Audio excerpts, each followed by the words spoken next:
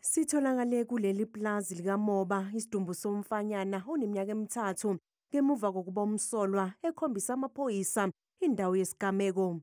They started at his home and he walked the detectives through what occurred yesterday morning. He then walked down into the sugarcane fields just behind us actually and was able to point out the area that he remembered dumping the little boy. Lesigameko sishiye umndeni namalungu omphakathi beshaqekile. Ifikile kule ndawo bifuna umlimazela khona la bephuza khona yamthatha bahamba baye endlini.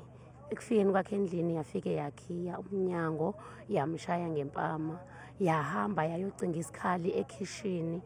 Emveni kwalokho ukwazile ukubona ithuba lokuphuma ngewindi.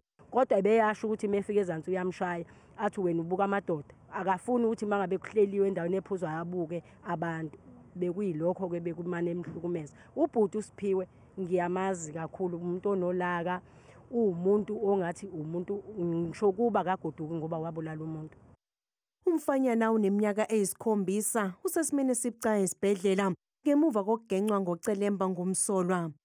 Ingane safica ilele emgaqweni shuthi izamile ukunyuka ithi mase ngoba ibikhuluma kancane ithi uyithathile wayoyishayela le ezansi ebridgeini wayiphosa emanzini shuthi yazama ukuphuma yazama ukwenyuka yahlulakala isikhuphuka la ekhanda inenkenkebula yengozi kaBush la asazi ukuthi beyibhoboza ngani kwazophumela ngala because me icela amanzi ithi icela ukuphuziswa amanzi iwanikwa amanzi aphuma la ngaphansi.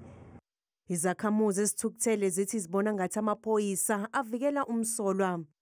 Basidede nje osayitshene sikhulume nombulali sibuze imibuzo ba kungani ezobulala ingane encane ngasihluko singabazali. Umphakathi uthi ufuna ubulungiswa kanti uphenyo liyaqhubeka.